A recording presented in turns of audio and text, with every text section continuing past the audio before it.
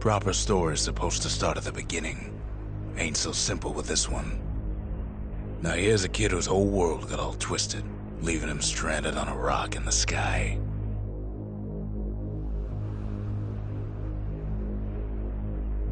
He gets up, sets off for the Bastion, where everyone agreed to go in case of trouble. Ground forms up under his feet as it pointing the way. He don't stop to wonder why. Finds his lifelong friend just lying in the road. Well, it's a touching reunion. He sees what's left of the rippling walls, years of work undone in an instant, in the calamity. That a survivor? No, ma'am. It's a gas fella, forced out from underground. Kid pops him good. Fella got a piece of him, though.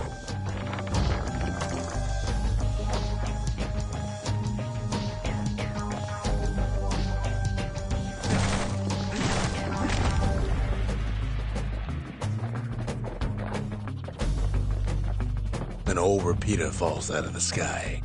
Ain't a gift from the gods, but it'll have to do.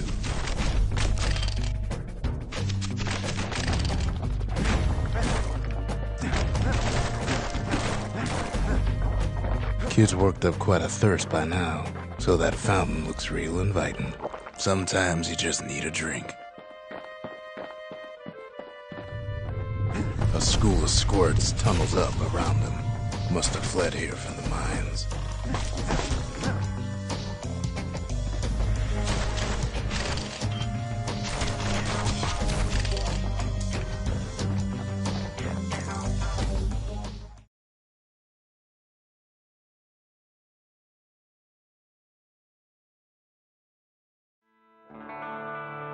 He sets foot inside one of Celandia's famous watering holes.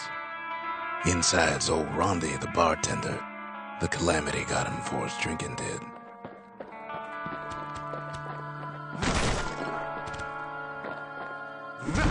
Rondi always wanted his ashes scattered here.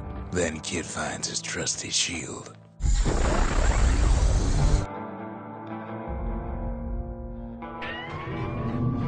The security takes him for a petty thief.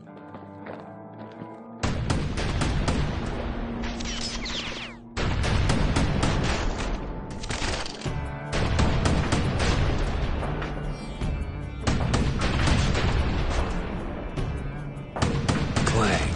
Shield saves his hide.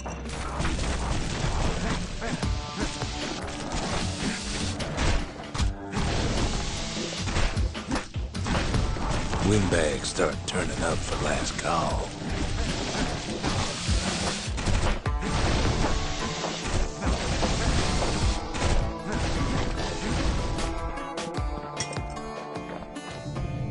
More squirts start coming out of the woodwork. A big old fella pops out in front of the kid.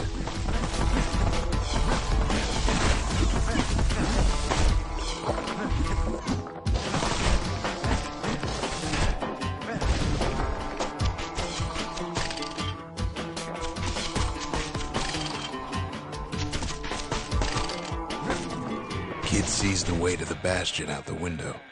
It's a bit of a drop.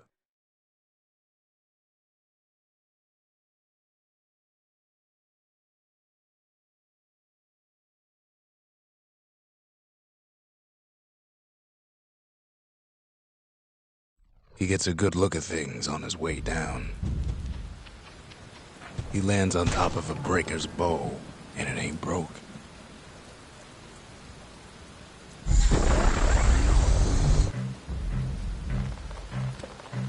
Wasn't long before the kid could loose an arrow, strong and true. Kid spies a good perch for some target practice. He knows he should draw the string all the way back. Right back at you.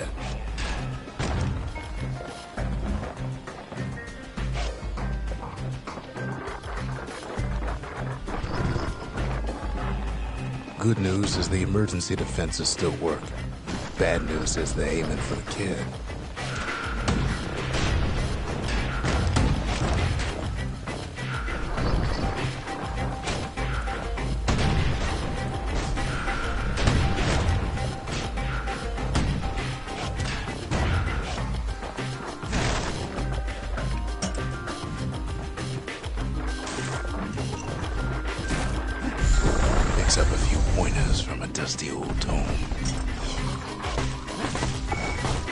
He's a mighty fast learner.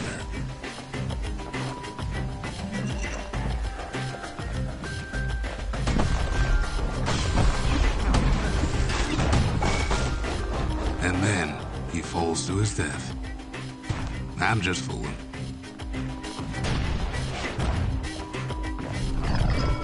He finds the distillery right next to the arsenal. Tough part of town. One sip of the spirits in that distillery, and the kid'll feel like a new man.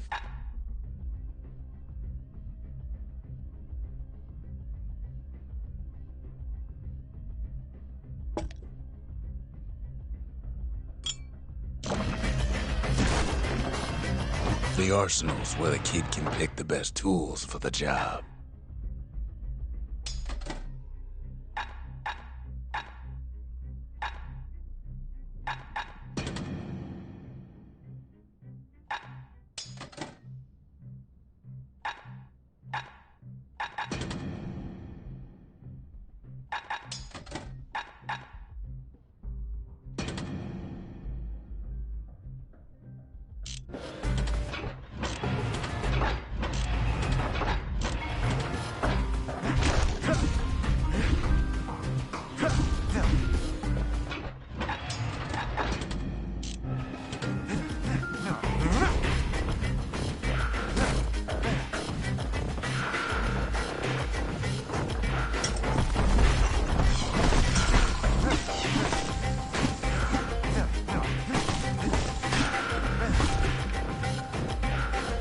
Some of them squirts birthing like crazy in a couple of corn bins.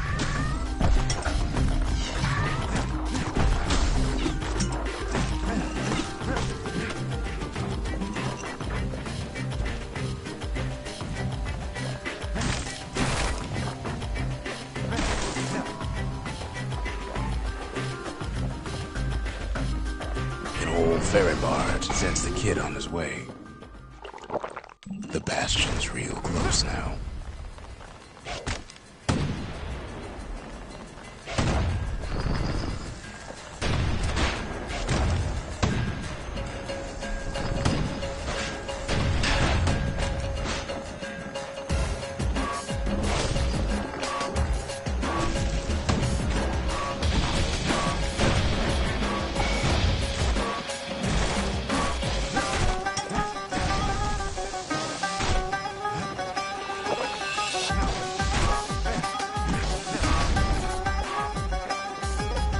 Takes a chunk of alloy. The smell of barley and spoiled blueberries fills the air. Scumbags. Kid maybe shouldn't have done what he just did. Bad time to run out of black tonic.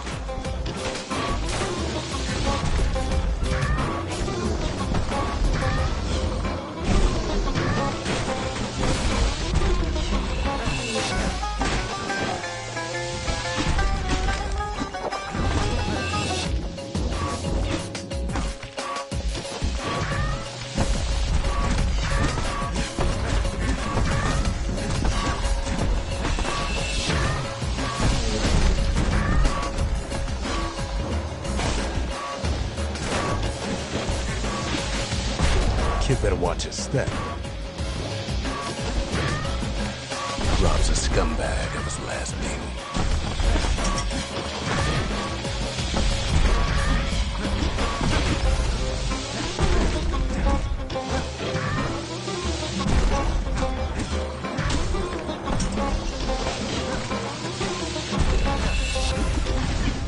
Kid puts him out of his misery.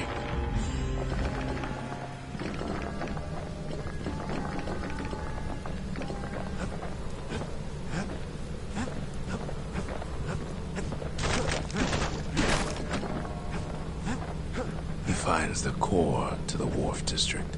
He steals the city's heart. Might as well.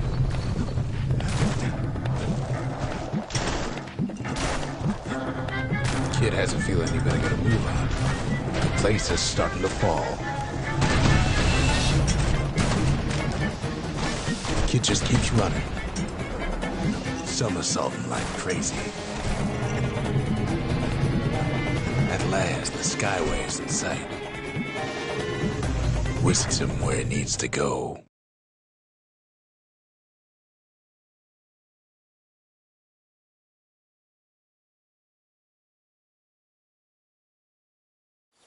Now the kid sees something stranger still.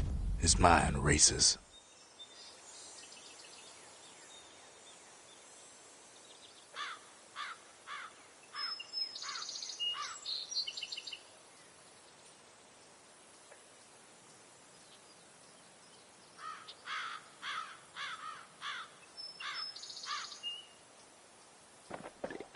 Did anybody else survive? Sure enough, he finds another. He finds me. We talk for a spell. There's a bit of the Bastion's power in that crest, enough to point the way to the cores. All I tell him is to set that core of his on the monument there, then watch.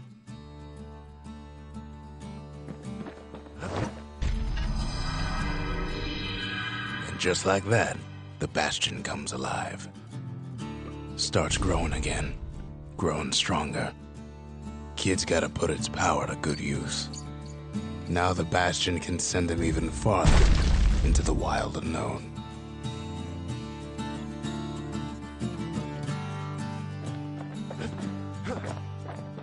Kid ponders what to build. Makes time to sample spirits from my personal supply.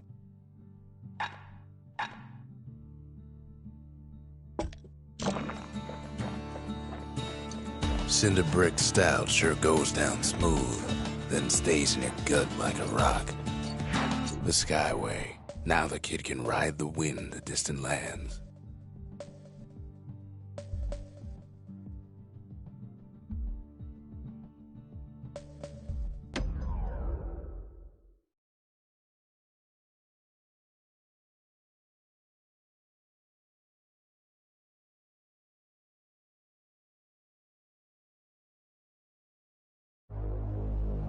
Now he lands at the intersection between bad and wrong.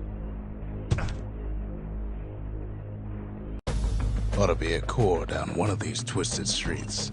But which one? He heads for the squirt steps. Won't be no field trip this time.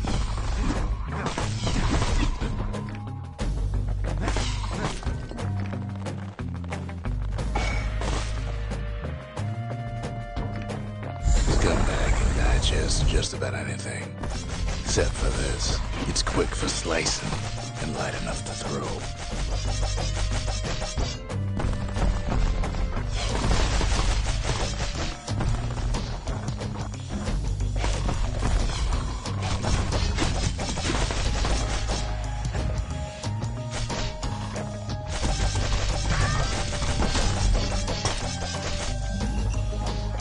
They say even the most rambunctious squirts can be tamed. No sign of the core here. At least the kid got something for his trouble.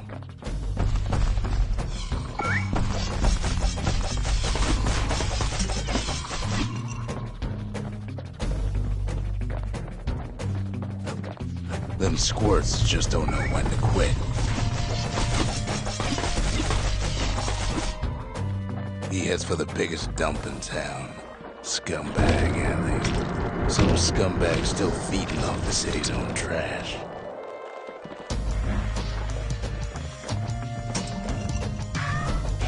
And there he is. The oldest scumbag of them all. Gershel.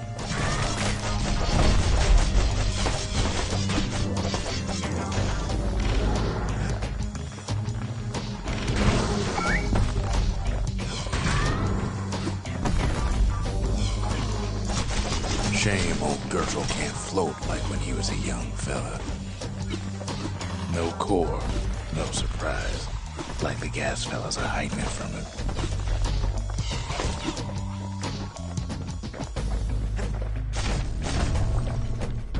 The rest of the path is gone for good, and his city crest won't bring it back.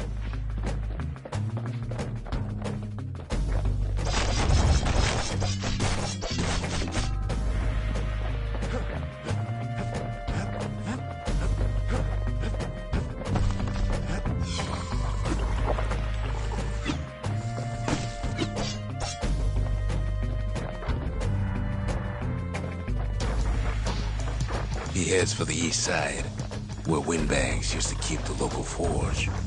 They ain't pleased. No coal or alloy left to pay him for their efforts.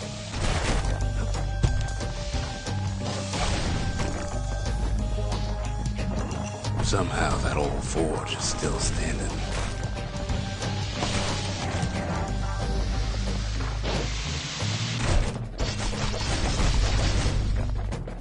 Inside the forge, Kid can fine-tune those instruments of his.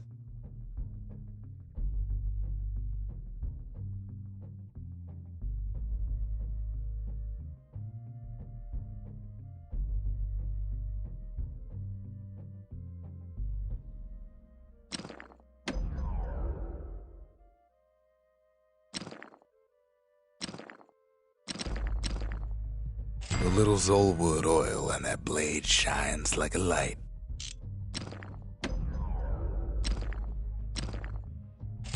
Kid's lifelong friends looking fit to keep on fighting. Core ain't here neither, so he's gotta guess again.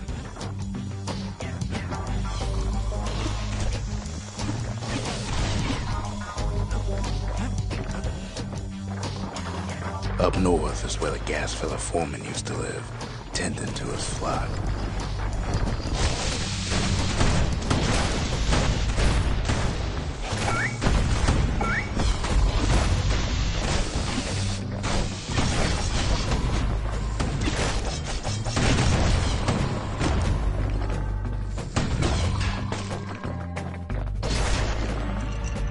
The white gas fellas all dress alike. Kid's wondering the same thing. And there it is, but it's locked down tight in an alloy cage. A blustery old foreman's keeping his fellas in check, almost like he's showboating for the crowd.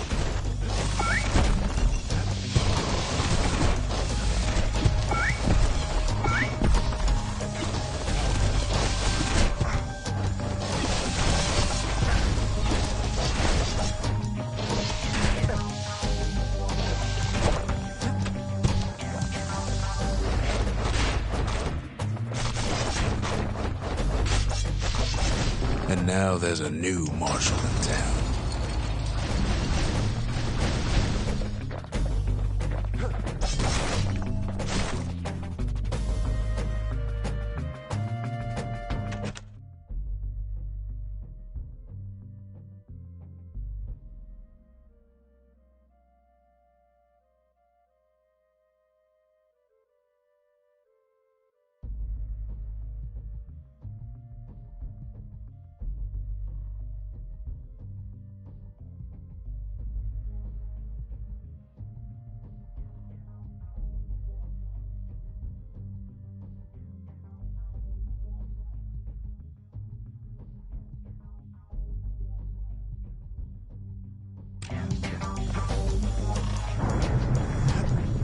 He hears the whole place groan, but it's too tough to fall. Kid's ready to go, and his ticket out's right where he started.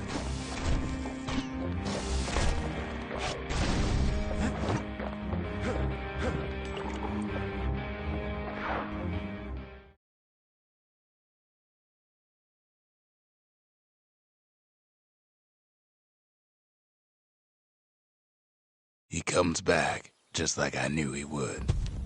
The core hums in his pack. The monument's calling for it. The windbags used to be all right. Then the calamity took the floor out from under him.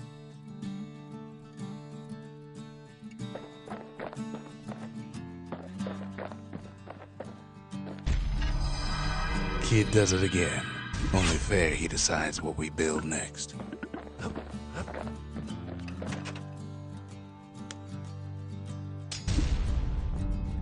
The Bastion's a place of peace, but we can hold our own if we have to.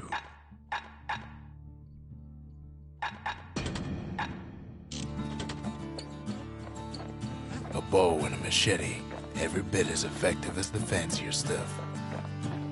Picked up traces of other cores while the kid was out.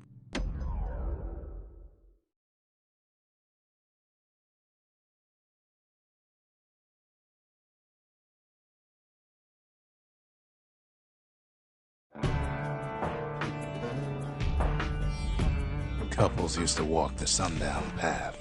Kid ain't here for pleasure, though.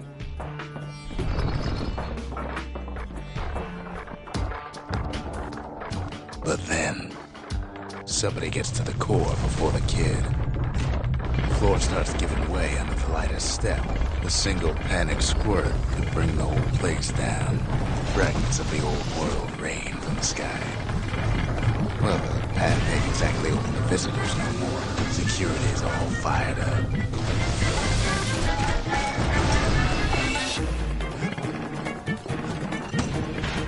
See, the path was intended for leisurely strolling and such. Sky bridges link the path together. One of them bridges whips the kid along. Air travel always was an iffy proposition. The calamity changed everything, even where the wind blows.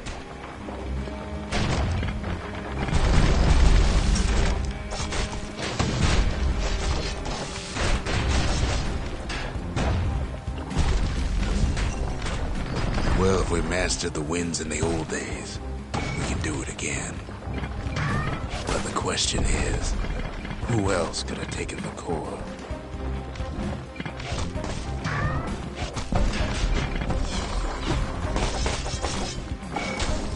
Well, ain't no survivor stole the thing. Scumbag ate it by mistake. Tough break. Unlike the kid, that core ain't coming back.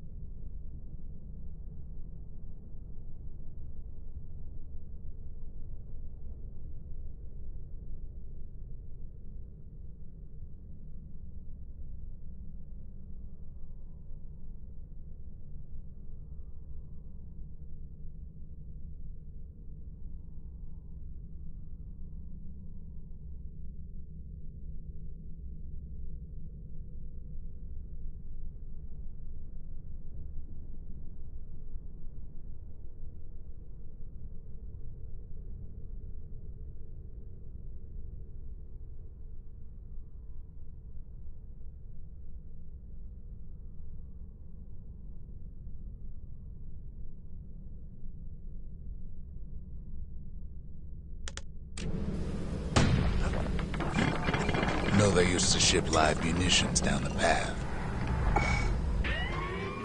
He's wise to toss those things plenty far away.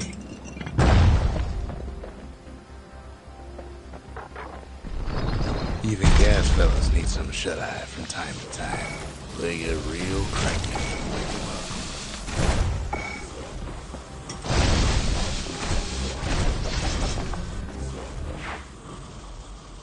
up. In all this toil, Kid keeps coming back to an overwhelming question. Who else could have survived the calamity?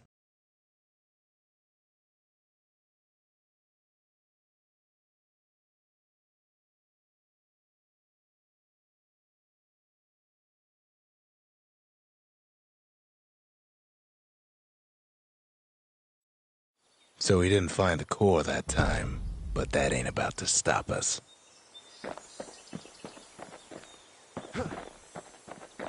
Ain't always much to say.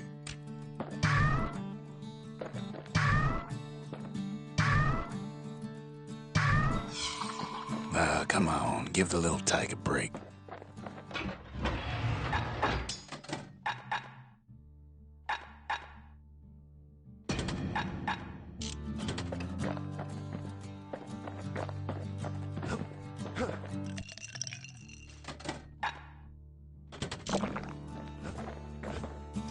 Fetching fizz is like a mouthful of nails, but the benefits are worth it.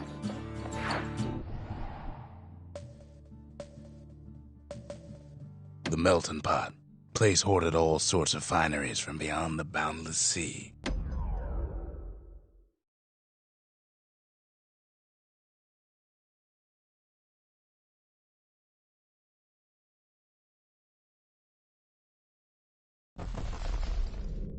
In better days, the melting pot was sealed tighter than the skin on a squirt.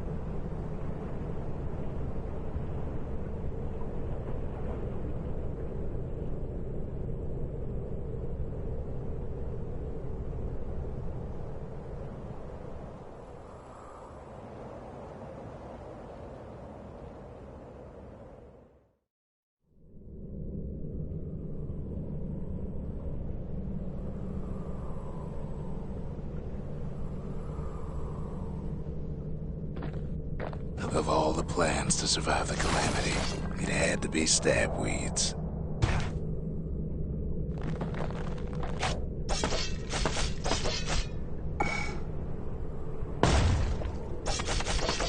If there's a core, he figures it ought to be deeper down. Core's stuck inside one of those fancy cages. Some of the stuff lying around is downright dangerous.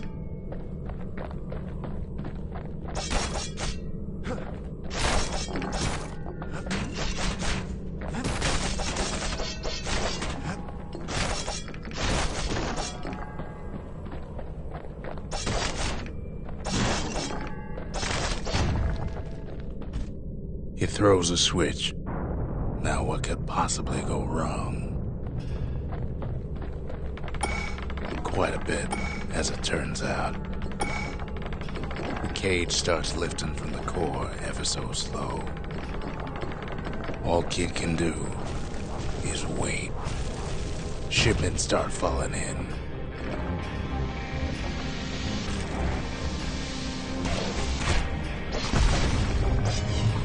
Not every squirt's born bad. Some spring to the Kid's defense. Judging by the movement of the cage, it's gonna take a little while.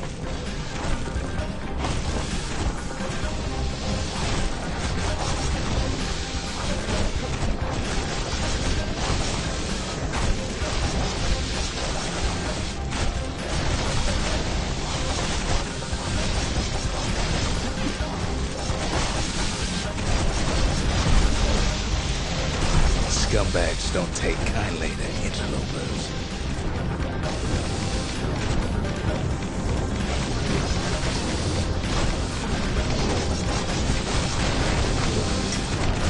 Even some gas fellas take his corner. Birdie pop that mean old foreman.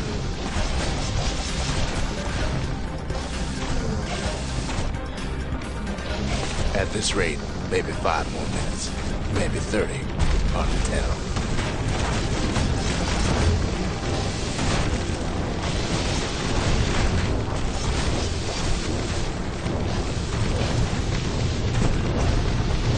Squirts get real territorial around the core. Then a shipment of free samples shows up.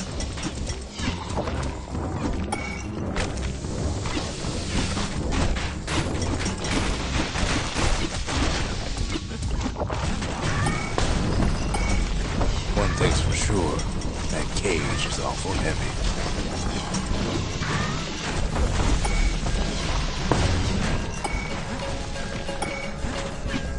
It ain't all bad, as the Kid finds some spices in the motherland, tax-free. It's a troublesome scene, to be sure.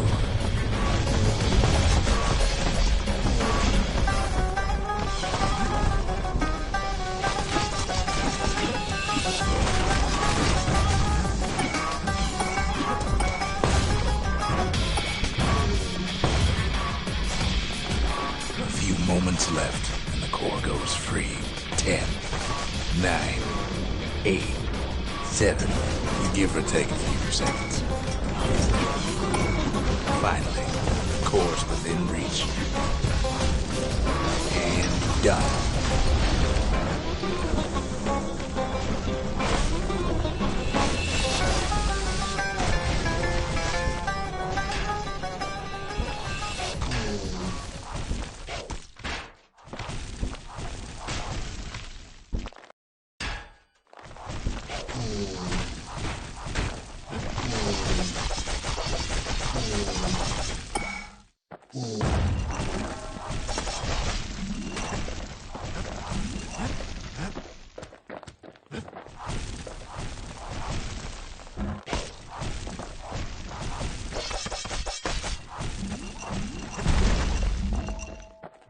He's got it.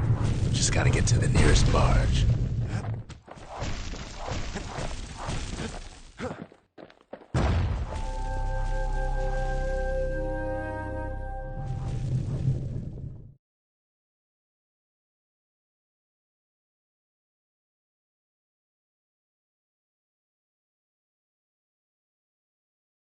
I still remember the look on his face, that one.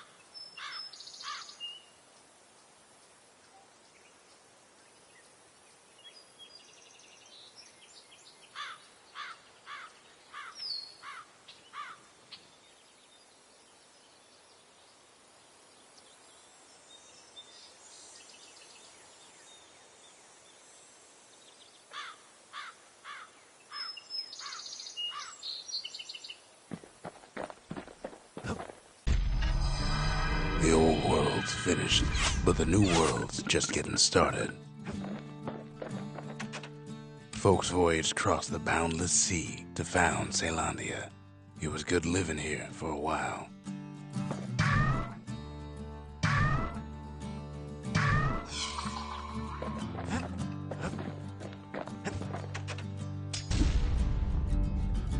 A lot of things need fixing up in this world, and we can start right here.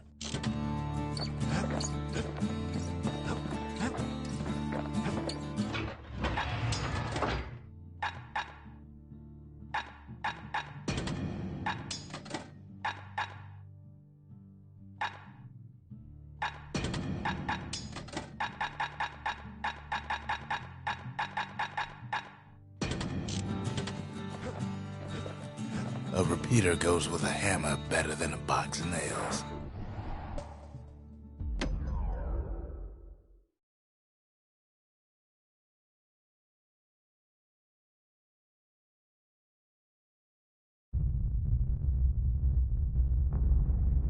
The dead welcome him with open arms.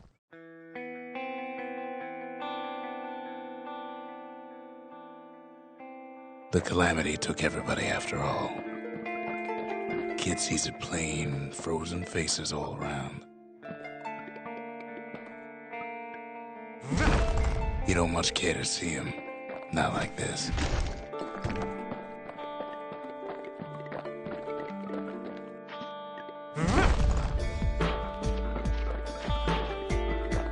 These folks never saw the calamity coming, but someone did. Someone close.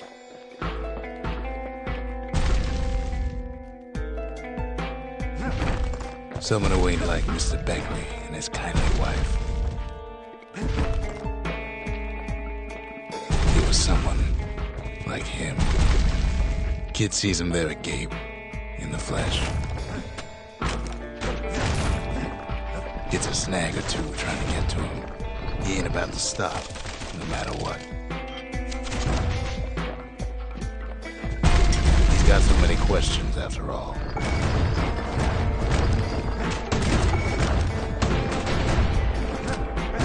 Just ain't got time for answers. The Thunder brothers didn't make it.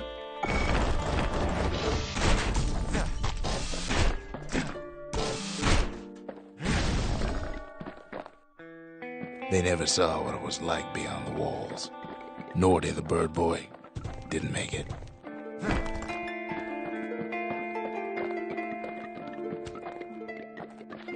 The Jawsons, they didn't make it. Grady Sr., Grady Jr., they didn't make it. But him, he survived.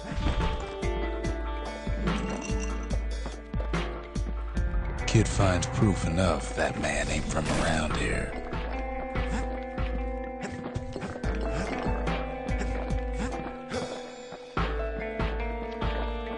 Just think, without that man, we wouldn't be here right now, would we?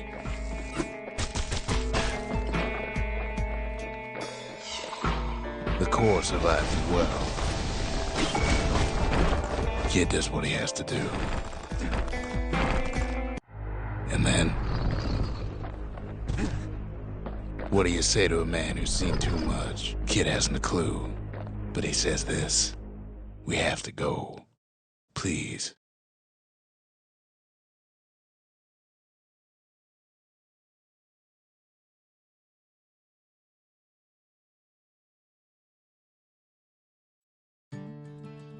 He's a proper gentleman, that man.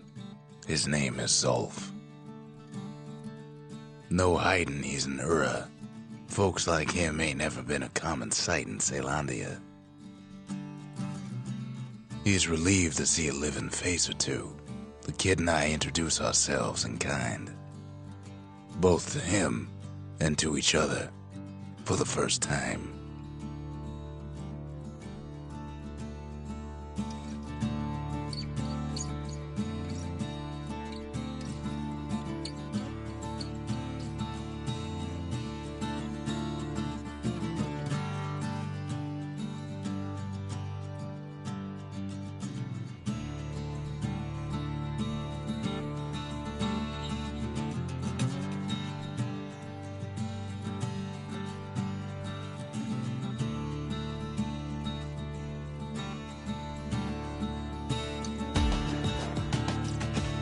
Zolf, Ceylandia was like his second home.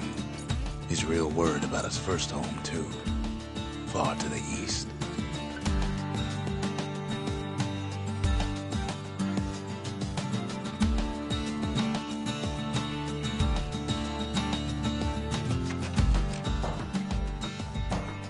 We fought the Ura decades ago, but that was then. Things are different between us now. He was born in the Tazal terminals. The Ura sent him on a mission of peace to our city, and he's lived here ever since.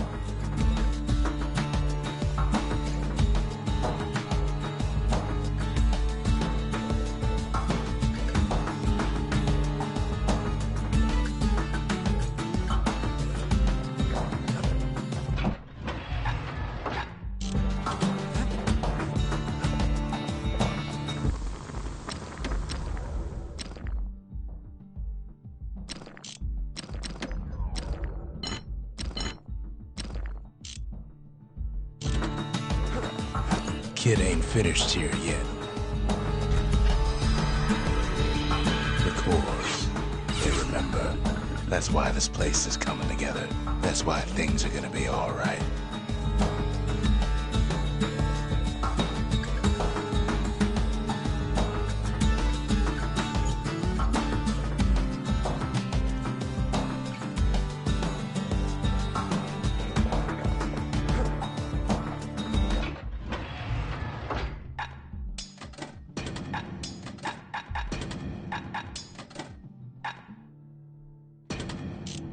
Kid's ready to slice him up and pound him to bits if they get in his way. The Bastion ain't gonna build itself. Well, not entirely. Well, look what we have here. The memorial. Here, Kid can pay respect to the old world and earn it in kind. The valediction. Just another one of my sketches. Nothing more.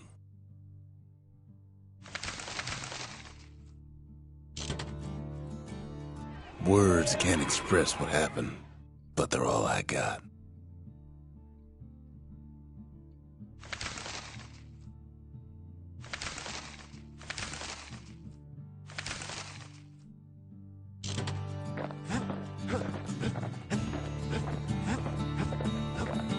We tracked down a couple more cores near the edge of the city.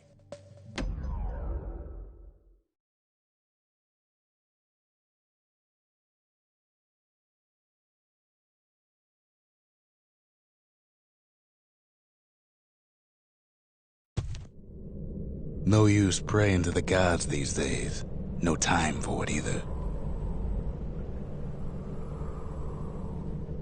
Kid says a little prayer anyway. Couldn't hurt, right?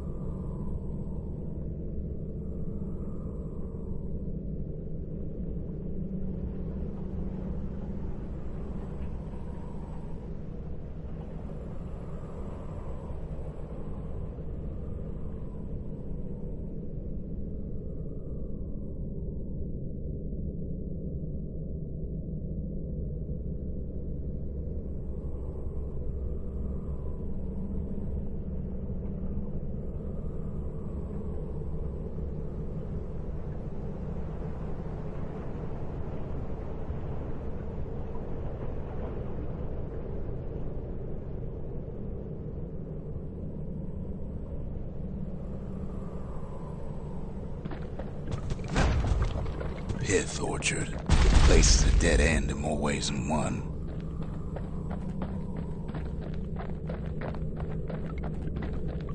Folks used to make pilgrimage here to pay their respects to Pith, the bull. Well, the gods are long gone now, and the orchard core is long gone too.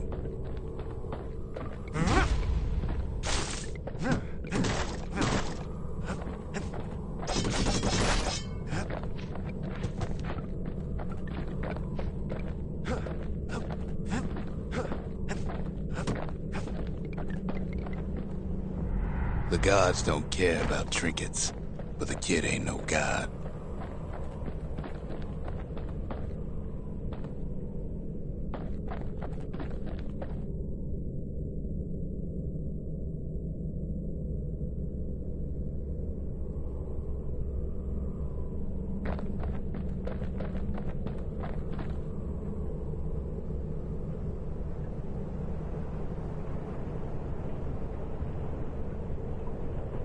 Pith stood for something once. Something real.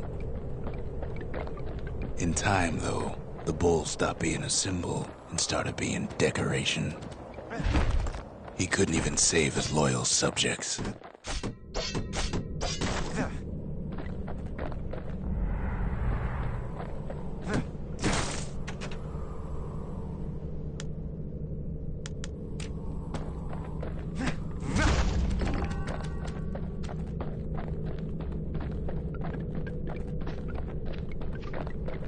Pith makes a decent scarecrow, at least. Then Pith lights up like a rodeo.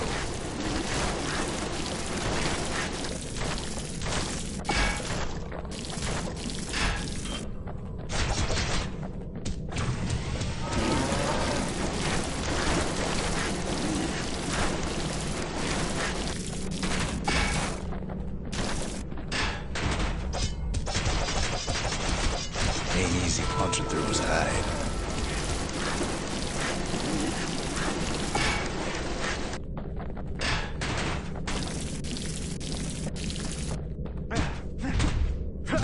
Kid breaks him to bits. Must have been guarding that shrine. So what'll it be? Invoke the gods? Or tell them off?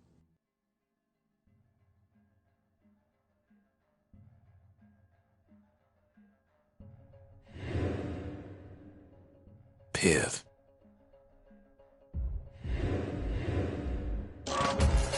Kid decides to press his luck.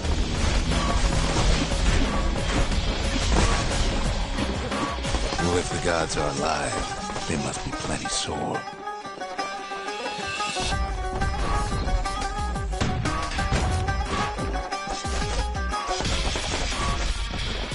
Kid ain't never seen windbags that quick.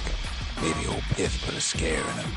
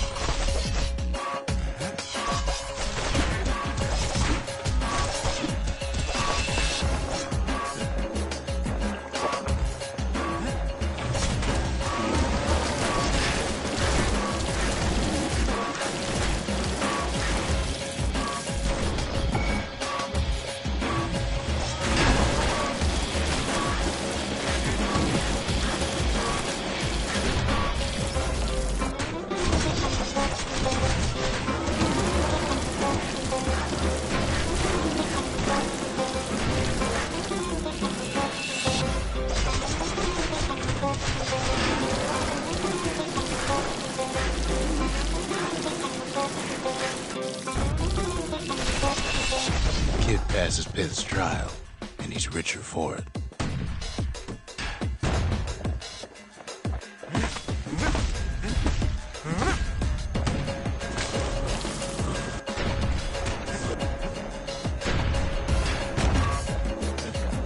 Kid ain't found the core, but at least he found Zolf's precious shrine.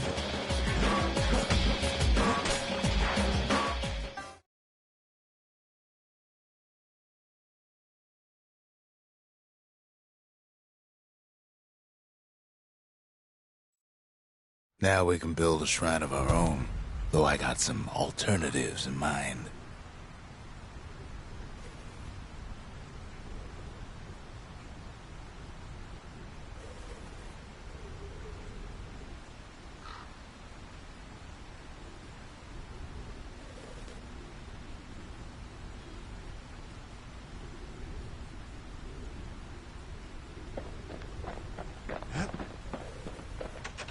Zolf doesn't touch the thing. Says the god of commotion is no children's toy.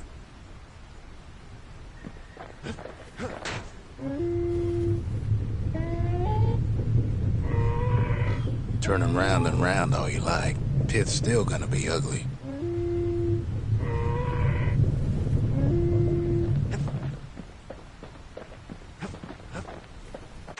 The Ura feared the gods. We turned them into toys, put their faces on our walls.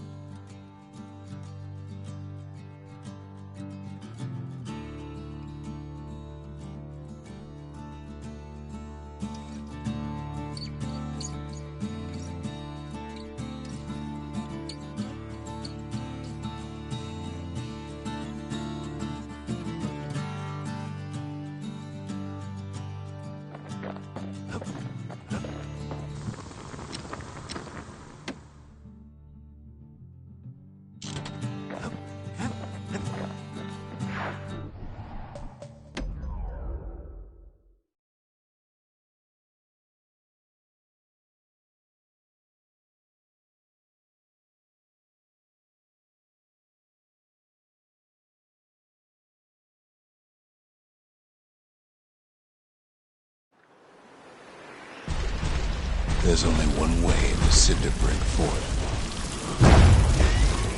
The hard way.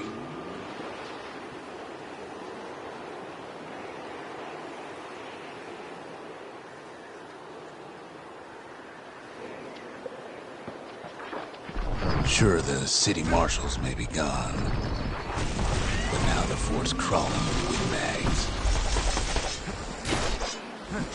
Wham! Kid's ready for the windbags this time.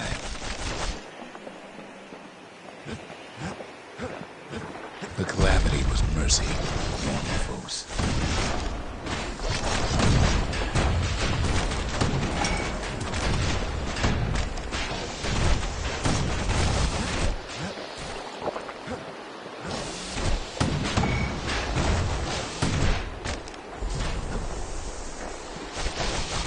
The windbags ain't so lucky.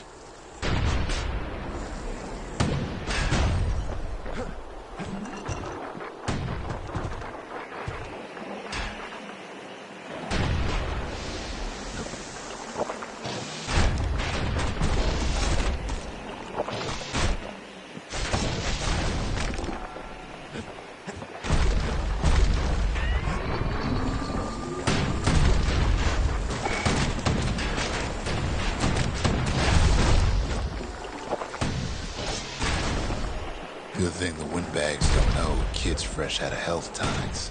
Well, windbags young and old keep fighting for the fort.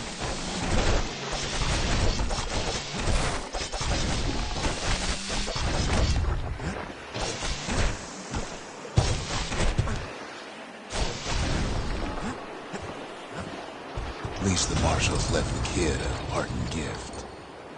Something the windbags just can't handle. Something that'll punch clean through their greasy hides. Windbags ain't much different from normal folks. All they want's a warm place to stay and a decent meal.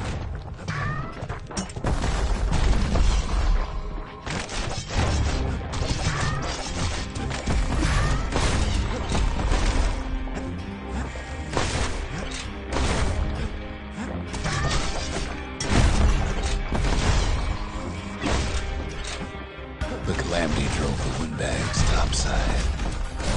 A lot of them wound up here in this very fort.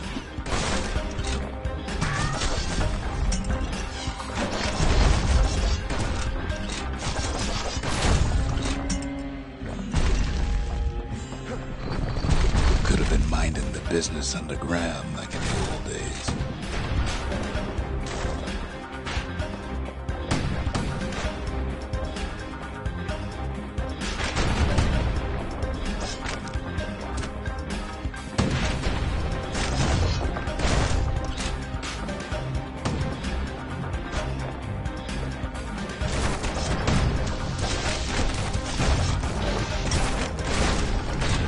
Windbags can't use the marshal's supplies, but the kid sure can.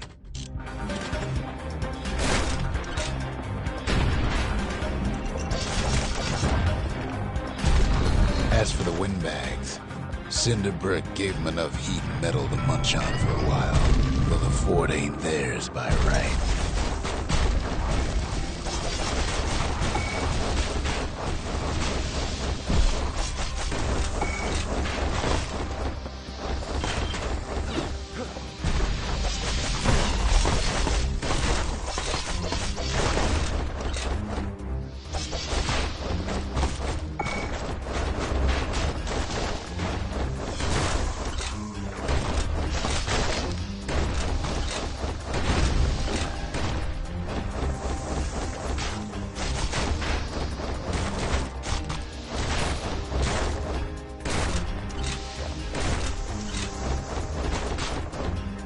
So many of those sorry things holed up inside that old fort.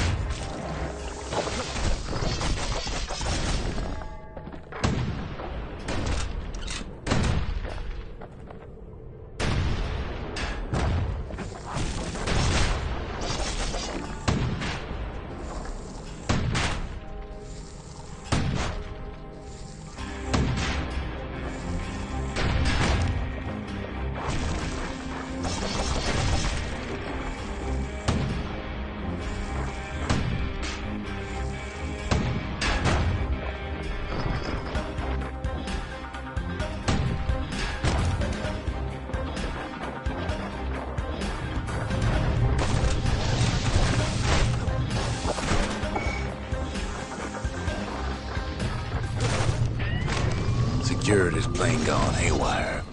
Windbags gummed up the works.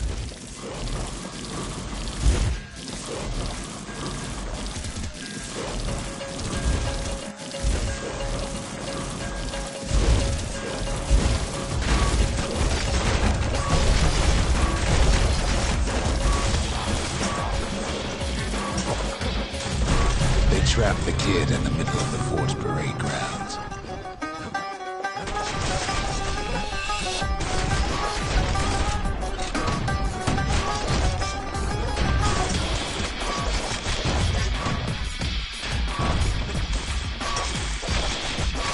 Then they bring out Glutus and Glandon and all their scumbag uncles.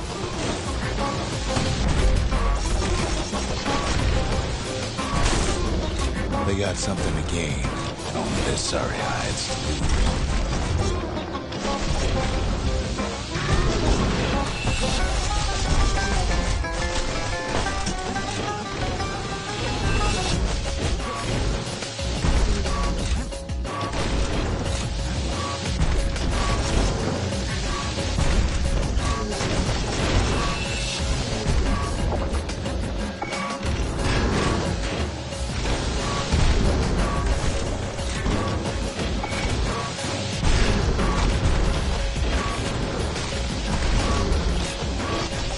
Kid takes down Glutus. Maybe it was Glandon.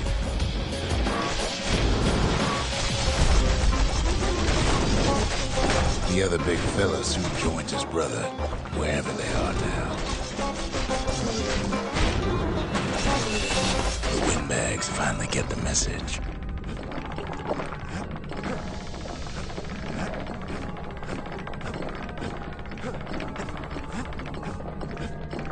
Kid used to dream of getting Marshal's badge, but not like this. And now ain't nothing left for nobody down at Cinderbrick Fort.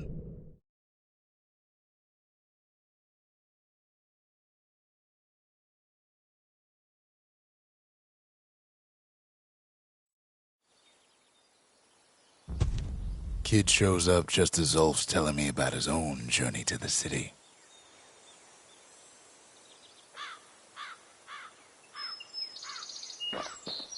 Seems the only thing the Calamity saved for Zulf was a smoking pipe.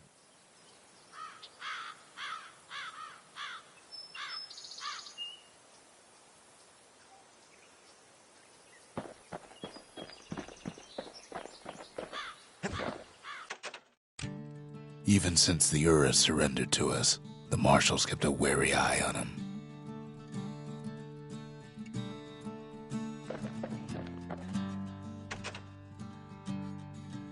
The Marshals seem like good men, he says. They treated him with dignity.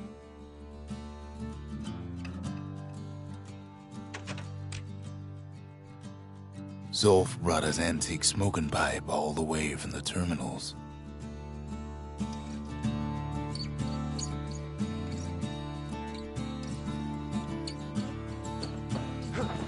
Poor kid collapses after just one drag.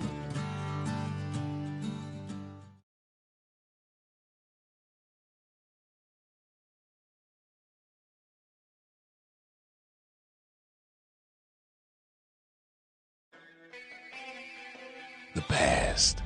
Only good thing ever come out of the past is history.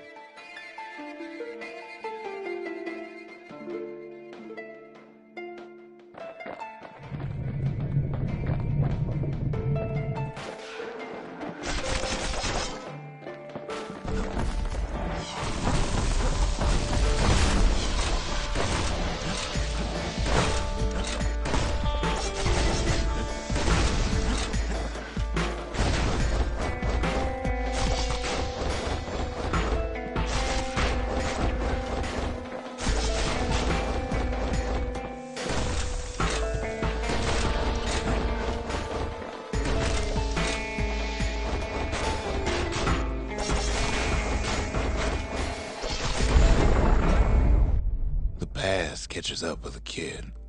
Hardly had a moment's rest since all this started.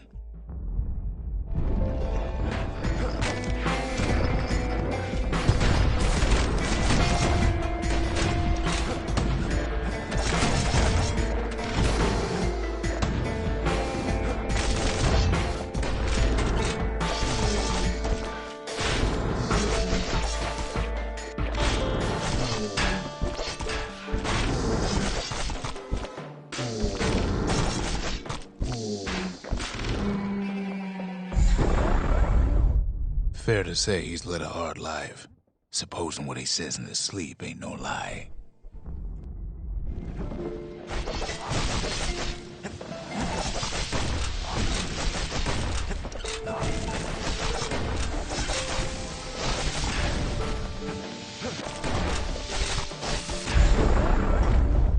He never knew his old man, but he had his mama to take care of. Frail thing with pure white hair like his.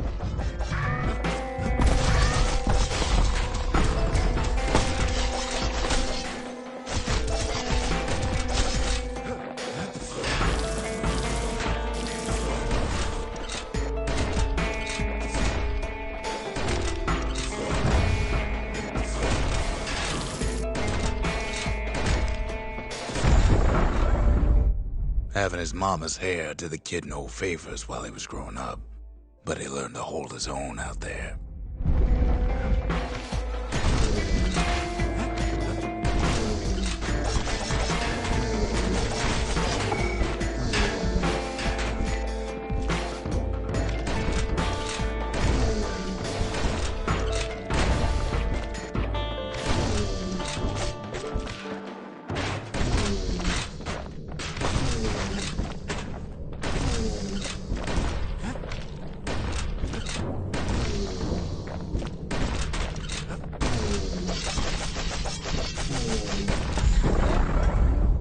School ain't working out, so the kid signs up for a turn on the rippling walls.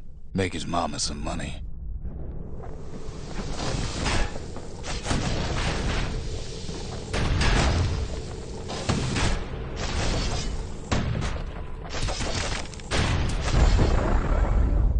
Thanks to folks like the kid, The walls kept Caelondia safe from whatever's out there. The elements, the Ura, you name it.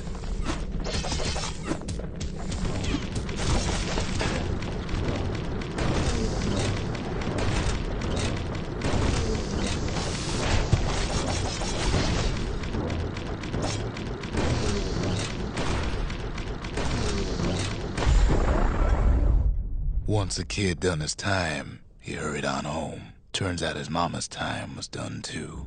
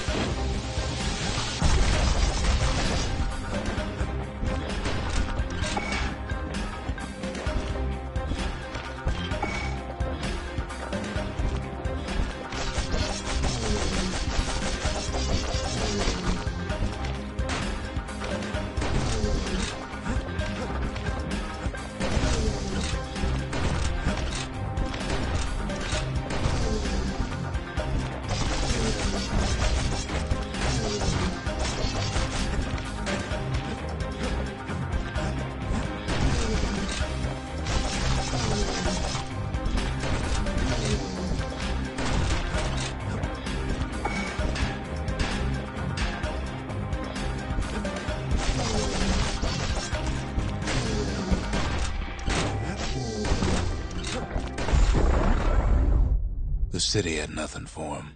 The money he'd been sending home was nowhere to be found either.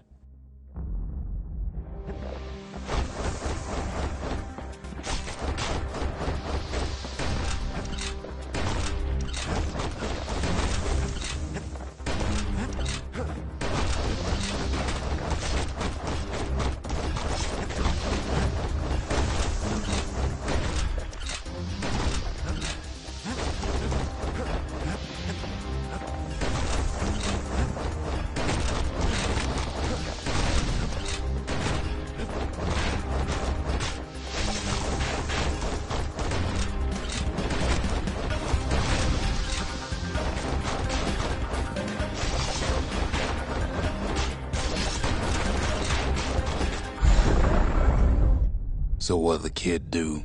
Why, he went right on back to the walls for another 5 years.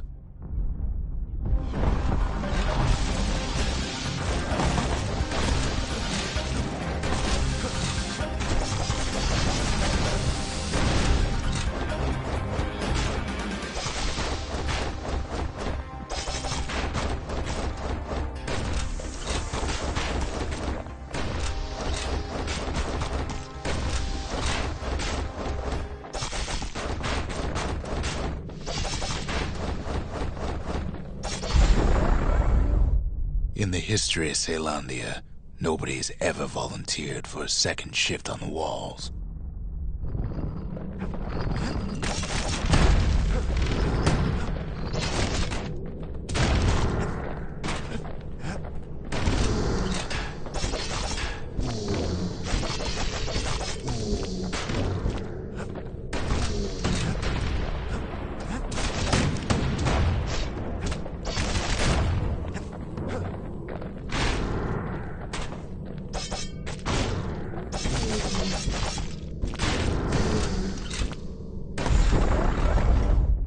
Out there, kid learned to fend for himself. Learn to build. Learn to break.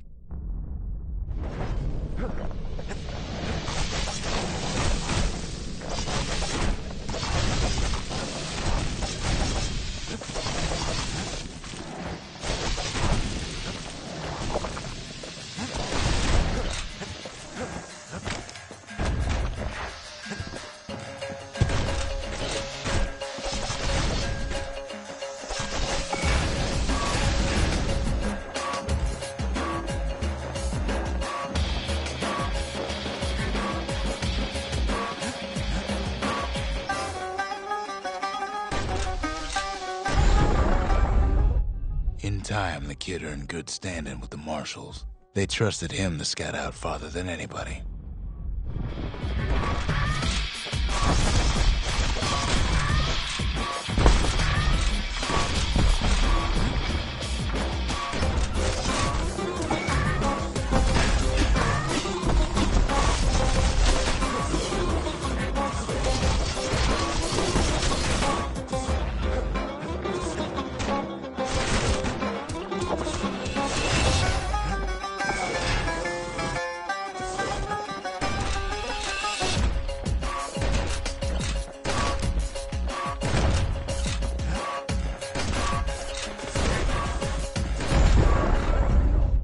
One night, on one of his expeditions, the ground beneath him shuddered, cracked, and split apart.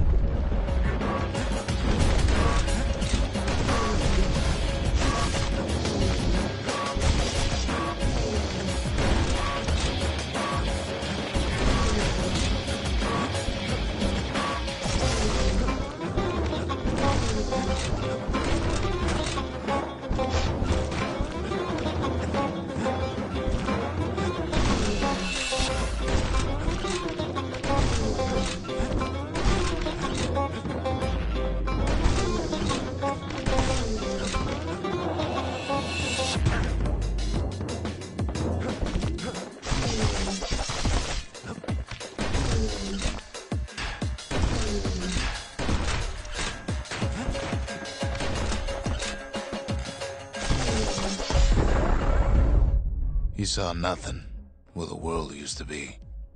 The calamity happened just like that.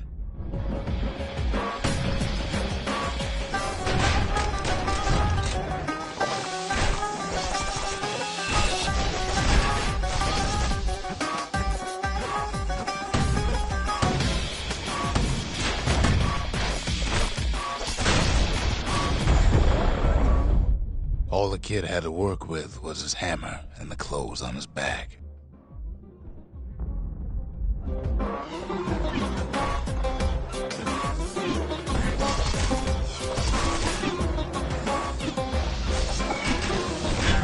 What was I saying? Anyway.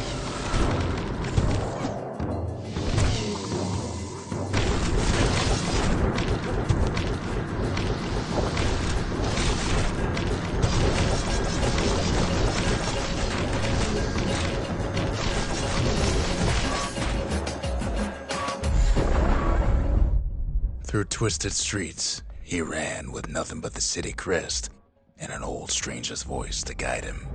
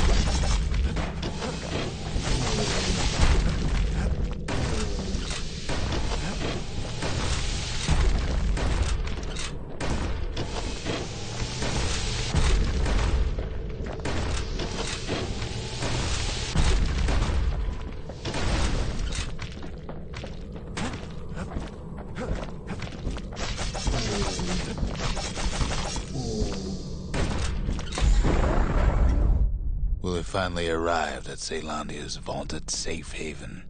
He and no one else.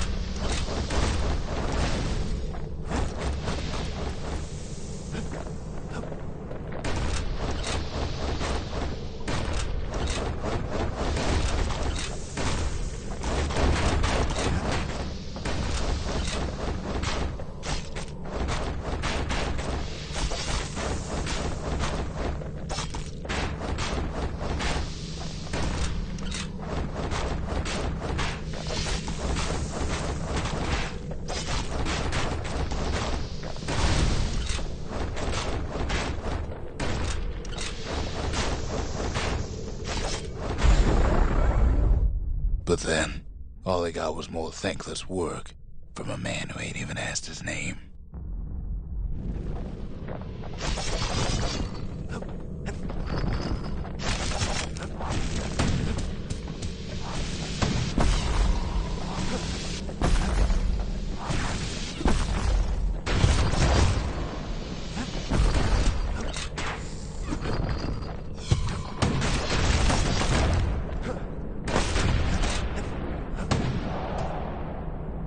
Past don't matter for nothing now.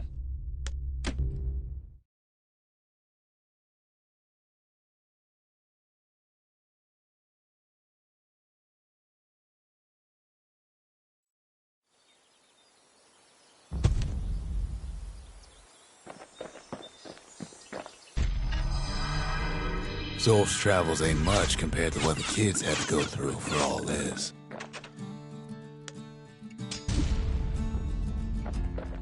The Lost and Found.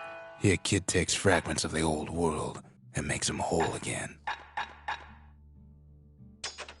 All it takes is some fragments, and the Bastion makes it good as new.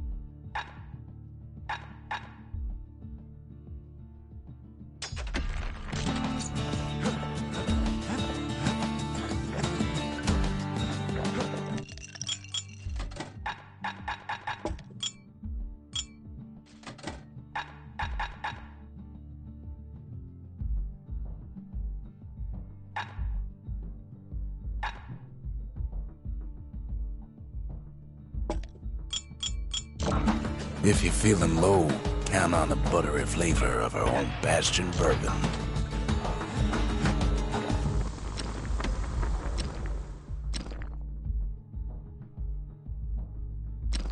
War machetes are so quick, you gotta keep a good grip on them. You want to tune a scrap musket, you start with the barrel.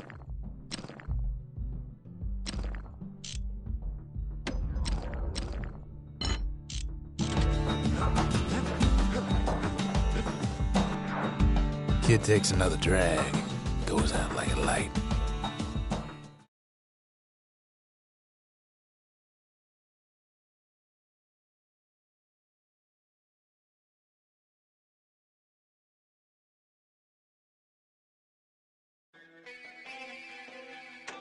There's something you should know about the kid, but let me take it from the top.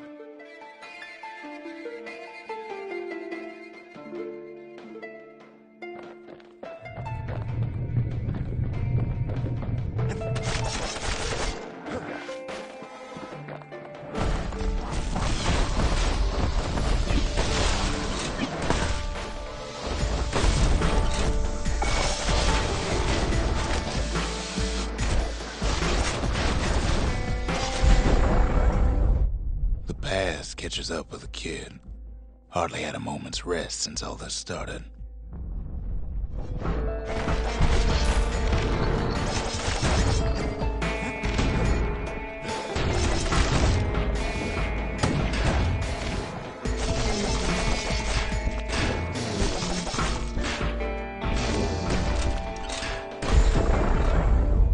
Fair to say he's led a hard life, supposing what he says in his sleep ain't no lie.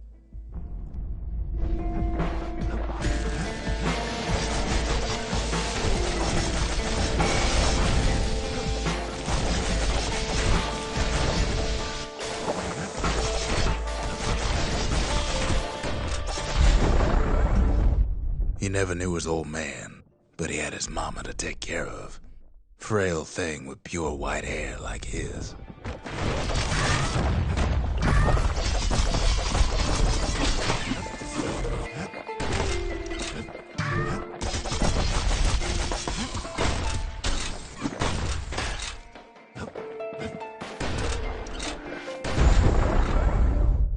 having his mama's hair did the kid no favors while he was growing up, but he learned to hold his own out there.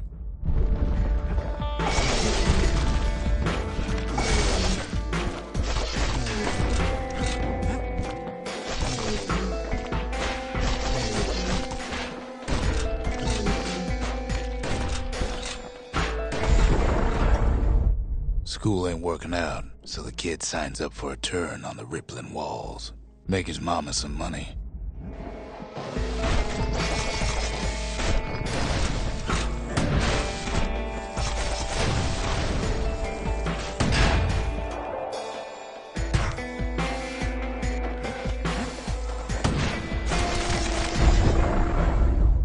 Thanks to folks like the kid, the walls kept Caelondia safe from whatever's out there. The elements, the Ura, you name it.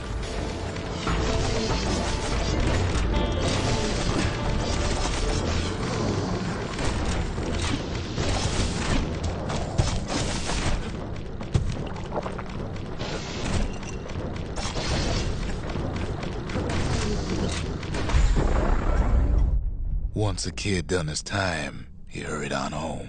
Turns out his mama's time was done too.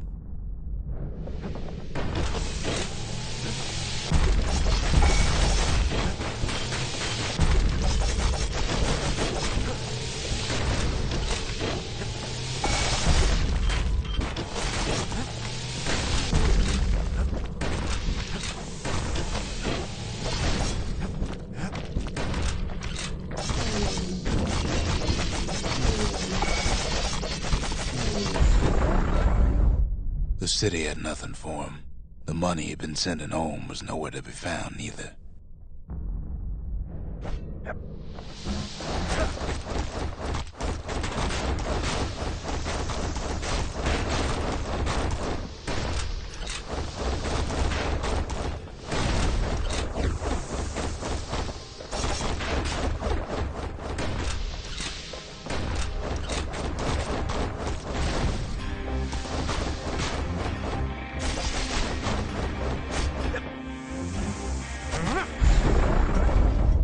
So what'd the kid do? Why, he went right on back to the walls for another 5 years.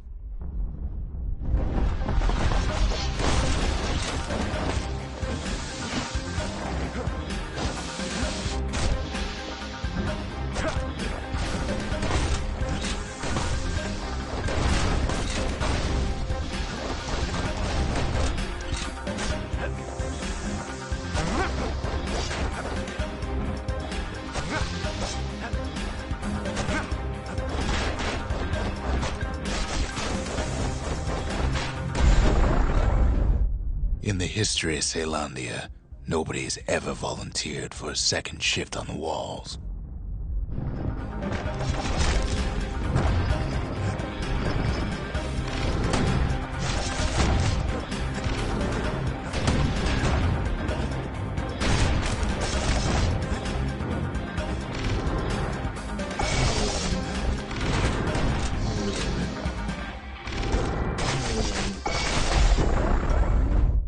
Out there, kid learned to fend for himself.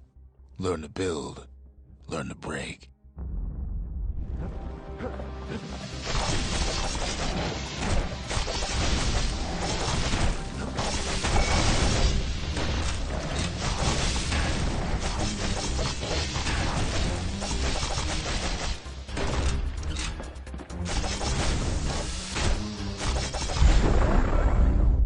In time, the kid earned good standing with the marshals. They trusted him to scout out farther than anybody.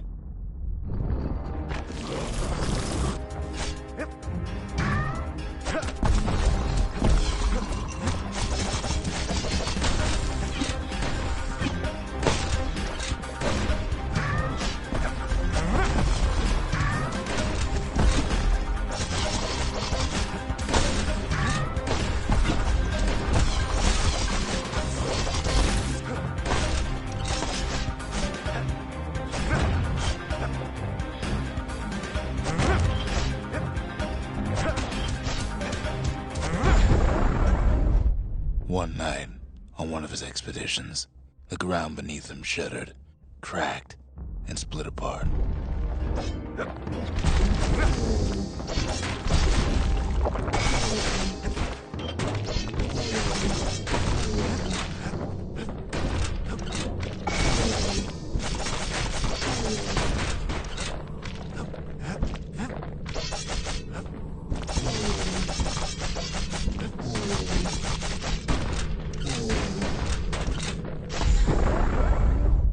He saw nothing where the world used to be. The calamity happened just like that.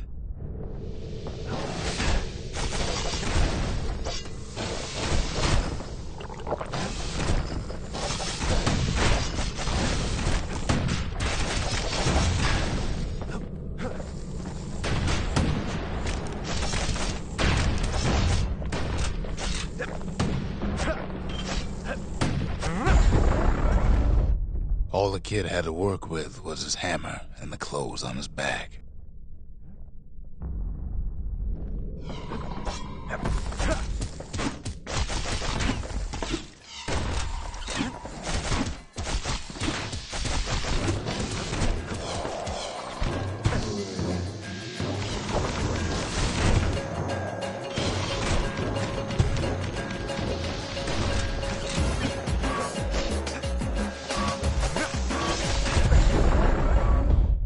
Through twisted streets, he ran with nothing but the city crest and an old stranger's voice to guide him.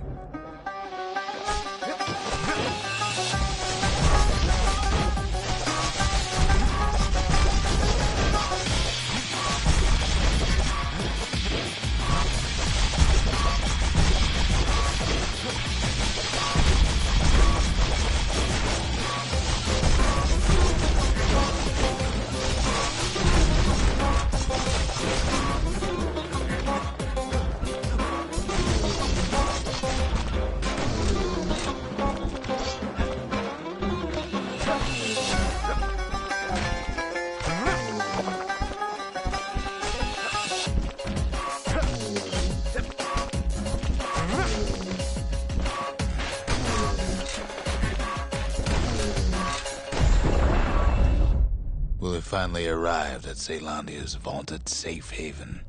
He and no one else.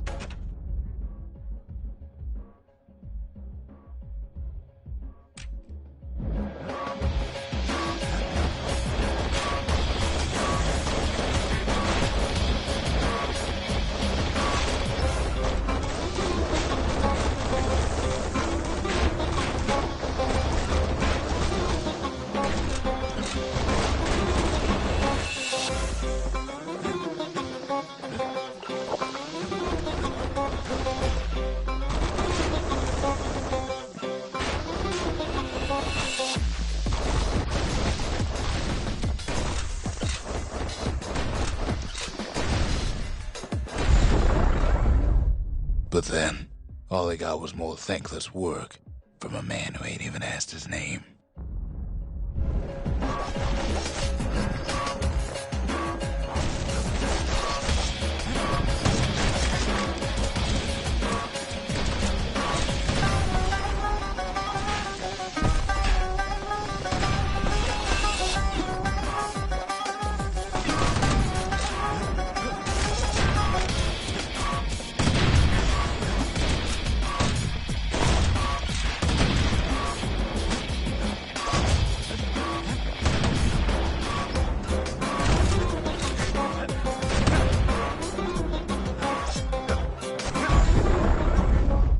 Sure, I may be the one who dreamt up the walls and the Bastion, but the kid made them real, not me.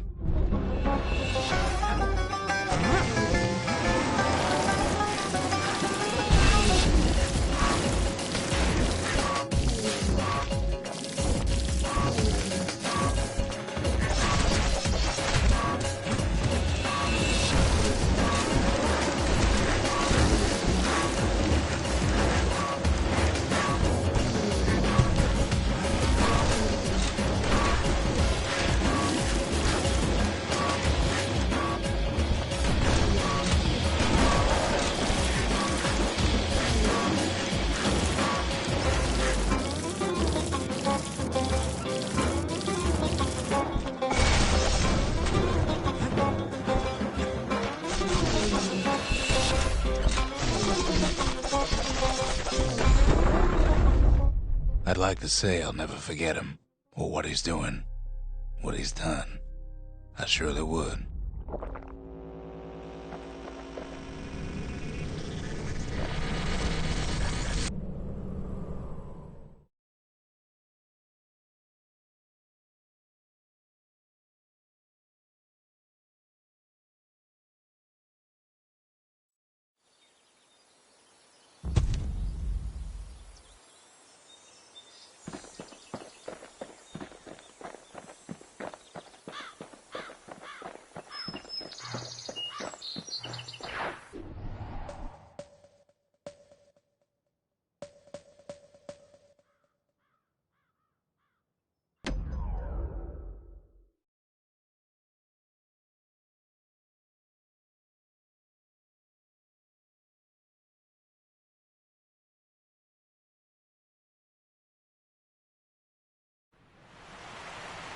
The Langston River flowed free and wild till the calamity drank it all up. Maybe all that water just grew wings and flew off.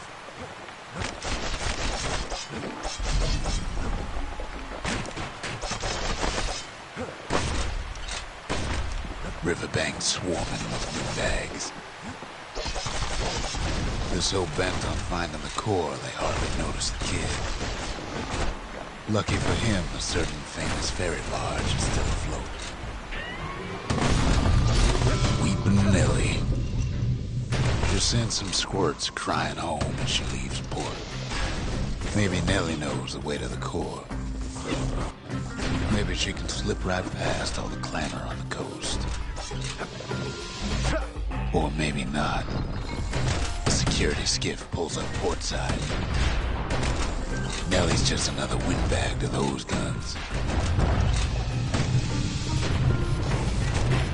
Just then, the windbags notice who she's sailing with.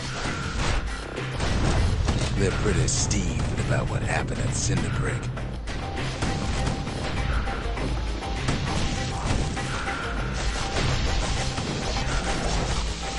They try to cut her off.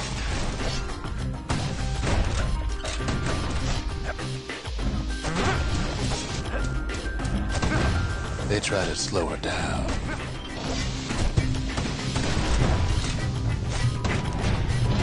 They try to knock her out.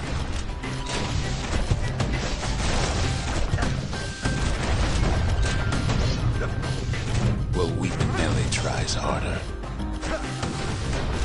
Try as she might, though, she hits a snag. Kid's gotta help her get untangled. Favors for favors.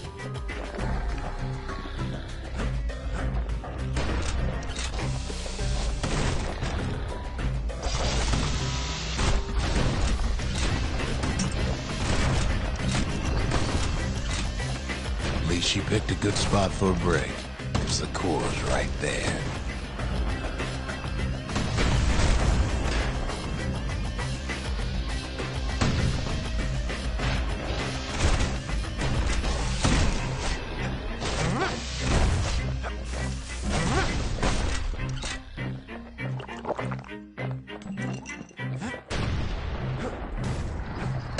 Then the kid hears an unusual sound. Like 100 flapping wings.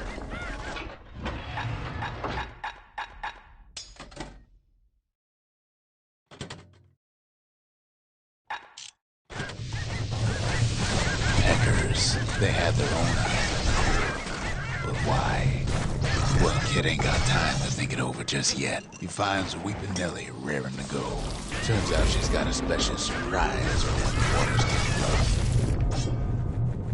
She's gonna need a little help with all them peckers. Crafty things think they're king of the roost now. Rest of us only wish we could fly in times like these.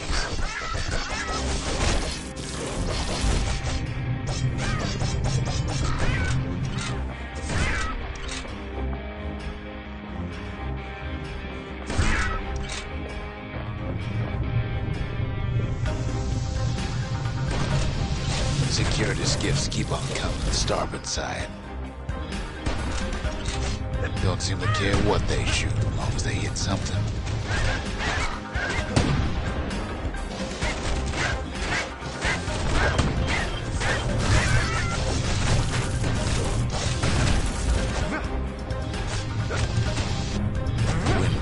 get an even better idea.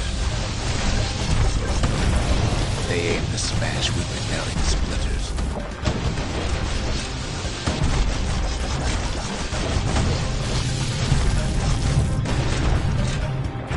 Well, it all proves too much for poor Nelly.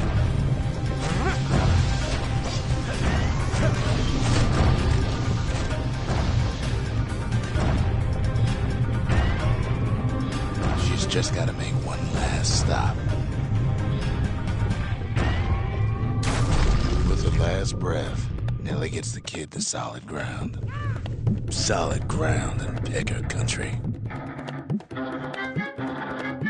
Seems the calamity ain't hurt the Peckers' appetites. They want that core real bad.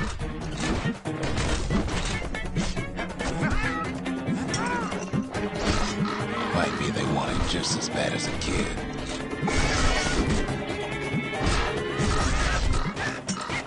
Kid shoos them off, knowing they'll be back.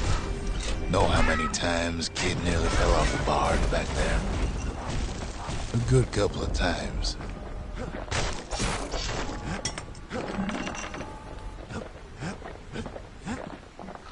Now, listen close.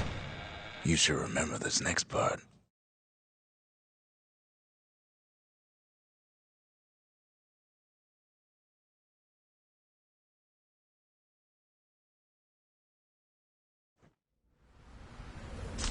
Why go to Prosper Bluff?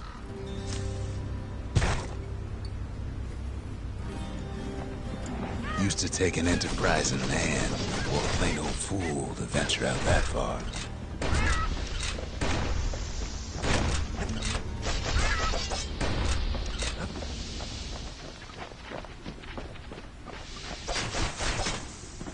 The city was the most beautiful place in the world. We all knew that.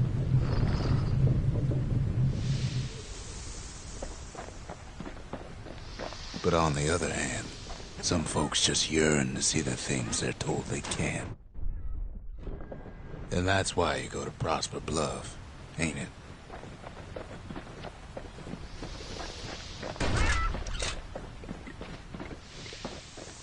There the kid hears something he ain't heard in a long while.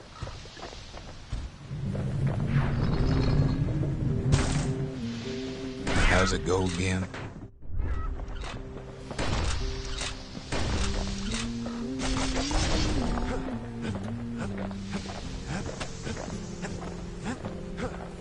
Yeah, that's the one.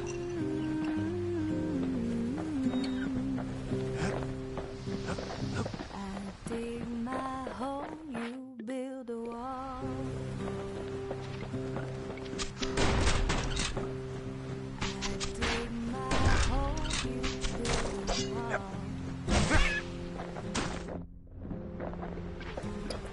One day that wall is gonna fall. Build that city on a hill. Gonna build that city on a hill. Sometimes those tears are gonna so build that wall and build it strong, 'cause we'll be there before too long. Come build that wall up to the sky. Come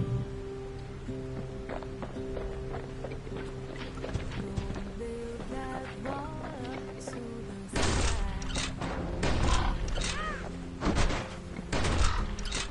Someday your rain is gonna fly. Come build that wall until it's gone.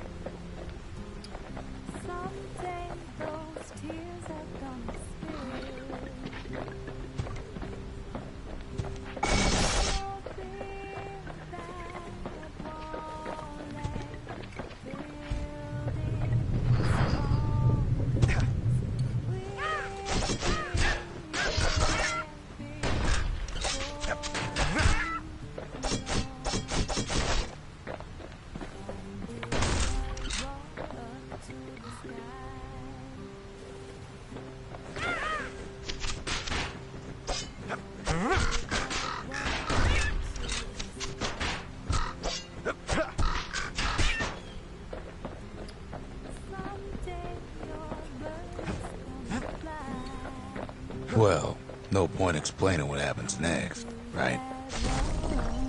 Suffice it to say, kid ain't coming home empty-handed. And besides, it's like the song goes. Until it's done. But now you got nowhere to run. So build that wall and build it strong, 'cause we'll be there before too long.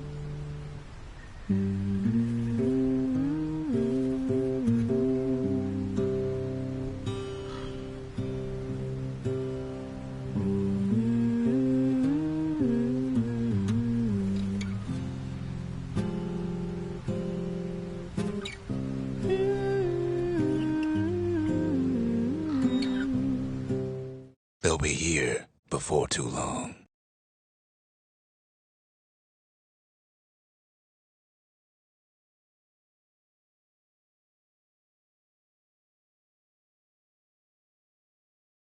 We darn near celebrated when the kid got back, didn't we?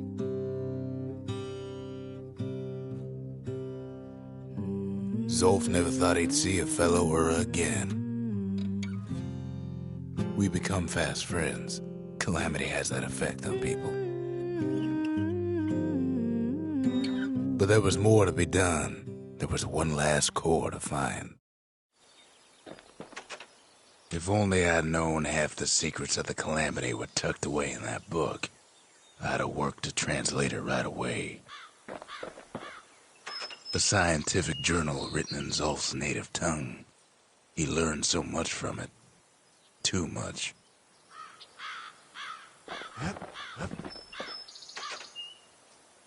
Most of the Ura never got a taste of Ceylondia's fine goods, unless they were born and raised in the city like Zia here. Girl tried to run away from home one time, but the marshals stopped that, didn't they? So many secrets in there and she can't even read it. Her father's own journal.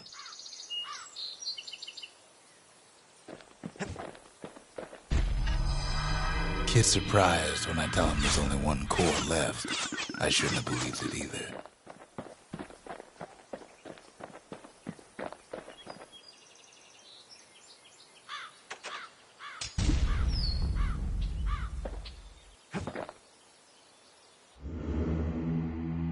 Behold, the Pantheon. A Kobe. The gods never liked competing for people's affections.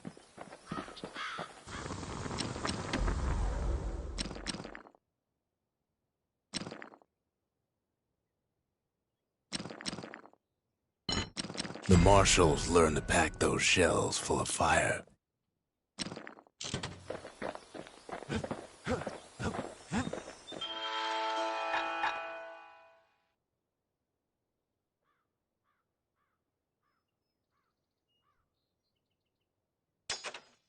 Finders keepers.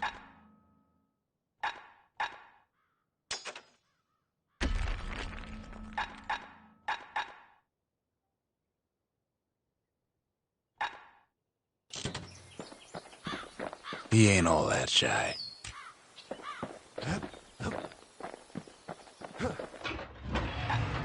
Anything survives a musket shot ought to be quick work for that blade.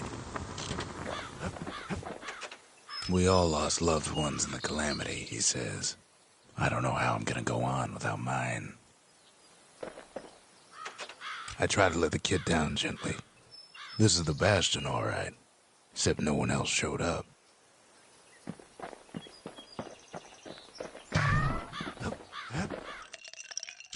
Hearty punch is so zesty, it'll let you carry on through the worst of times. We track the final core beyond the city to the wilds.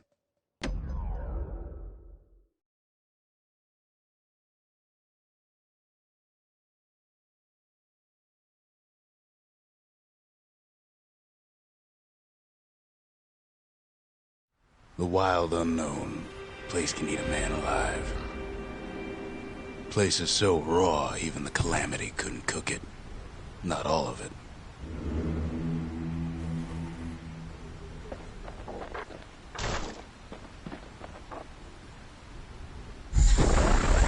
Know what's better than having a slinger pistol in a fight? Having two. Savage things lurking at every turn. Kid's faster than a slinger with those guns.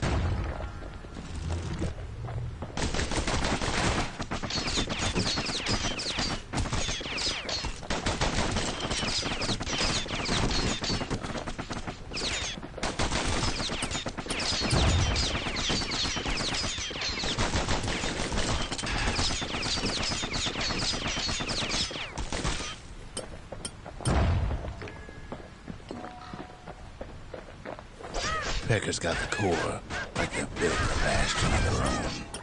The welcoming committee scrambles to attention. Didn't expect the kid so soon.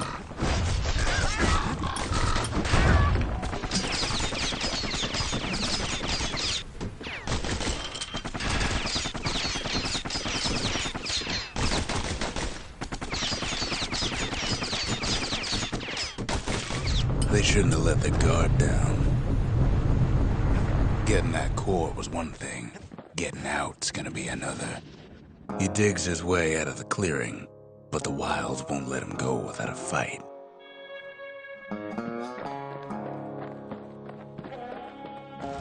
Wallflowers survived the Calamity.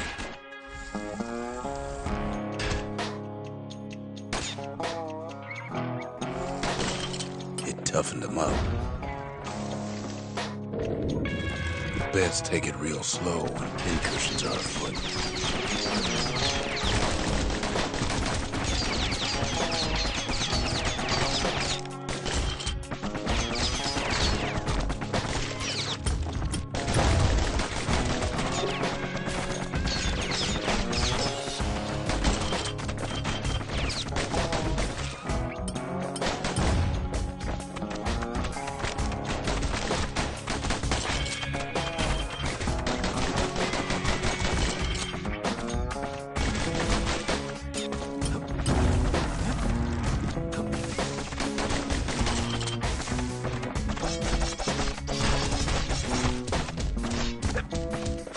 Don't ever turn your back on a pincushion.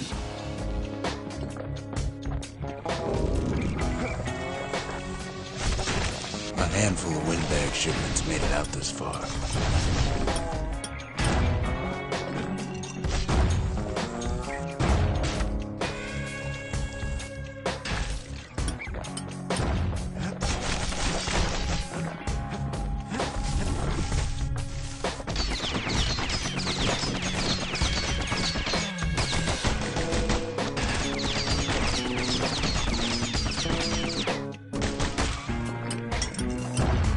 Slinger Jawson's old outpost is all that's left of him.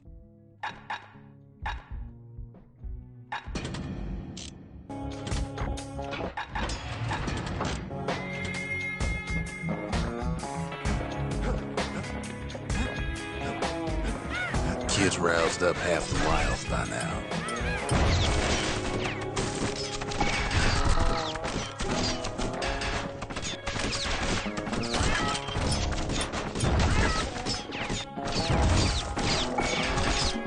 Then Kid gets the feeling he's being watched.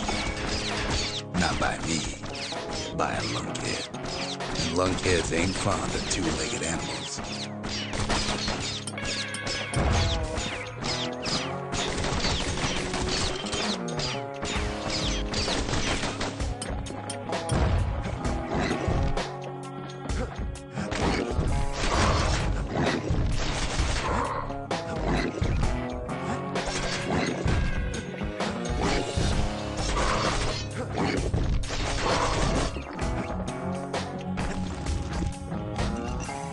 Hardly any signs of the old Jawson camp.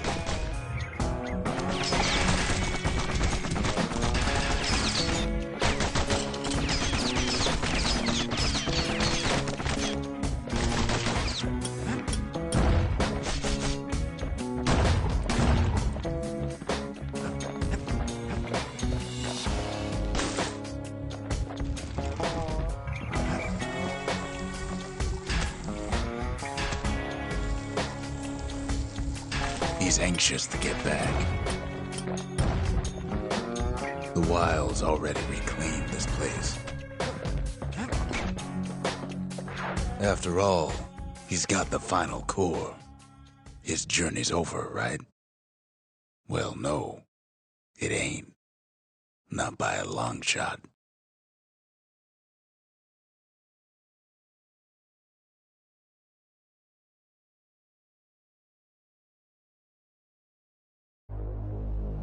Kid knows something's up when we ain't there to give a warm welcome.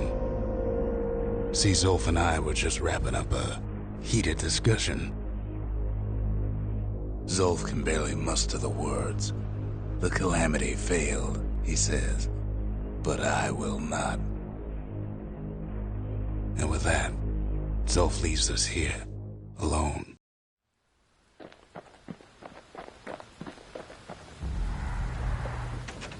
Zolf cursed the city, cursed the Bastion, cursed me, said he was going home. When Zolf got through reading that journal, he just snapped, started smashing up the monument till I tried to stop him. Zolf banged up the monument pretty bad. But there's a way to put it back together. The shards. We're gonna need all of them to nurse the Bastion back to health.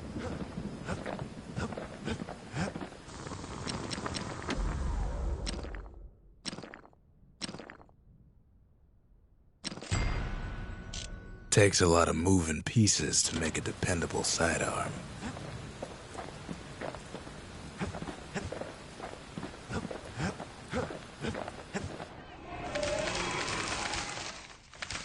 The marshals kept the city's peace. They can rest easy now. The Gravers, the arm of justice, they seemed unstoppable.